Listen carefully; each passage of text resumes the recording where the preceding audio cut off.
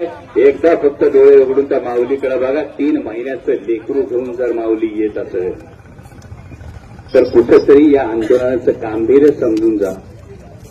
ती माझी ताई जी म्हटली ते पोलीस प्रशासनाने माझ्या प्रत्येकाला हीच विनंती आहे. ती माऊलीच्या म्हटली ना ते तुमच्या सगळ्यांसाठी म्हटलीये.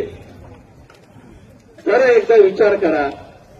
आपल्या लेकराचा त्यावेळी तिथे विचार करा आणि मग या आंदोलनातून फाटे फोडायचे. जर तुम्ही गनिमी कावा करणार असाल तर प्रशासनाला सांगून ठेवतो मग आम्ही सुद्धा सगळा चक्का जाम करू शकतो. एवढी आमच्यामध्ये ताकद आहे की वेळ आणू नका आणि लवकरात लवकर प्रशासनानं इथं यावं. प्रशासनाने ठोस कृती आराखडा आपण वारंवार म्हणतोय राज्य आपत्ती घोषित करा. जर राज्य आपत्ती घोषित झाली तर बिबट्याला शेड्यूल 1 मधून काढणं सोपं होईल. मग अशी ती ताई जी म्हटली त्या माऊलीच्या म्हणण्यानुसार फक्त गेट करायची आमची एकट्याची जबाबदारी नाही.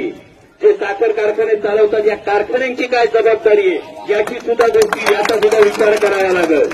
आता ऊसतोड सुरू होणार आहे. ऊसतोड चालू झाली म्हटल्यानंतर काल जुन्नर तालुक्यामध्ये 4 पिलं सापडली बोरीला.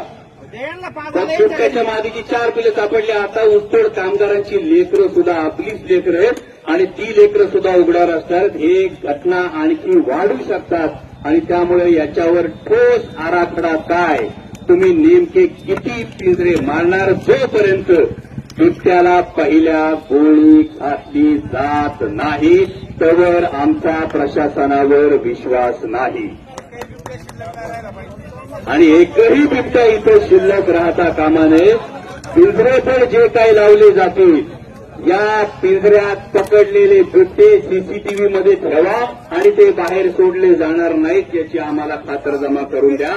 या सगळ्या आपल्या मागण्या आहेत आणि त्या मागण्यांसाठी मी तुमच्या बरोबरच आहे. आणि यासाठी पुन्हा एकदा प्रशासनाला विशेषतः पोलीस प्रशासनाला मी सांगू इच्छितो की ज्या पद्धतीनं आपण बायपास करून हा रास्ता रोको जे ट्रॅफिक होऊ नये याचे प्रयत्न करताय त्यावेळी मानवतेच्या दृष्टिकोनातून विचार करा. यामध्ये जर अशा पद्धतीनं पोलीस प्रशासनानं जर पळवाटा काढायचा प्रयत्न केला तर तुम्ही मानवतेला काळीमा फासताय, माणुसकीला काळीमा फासताय.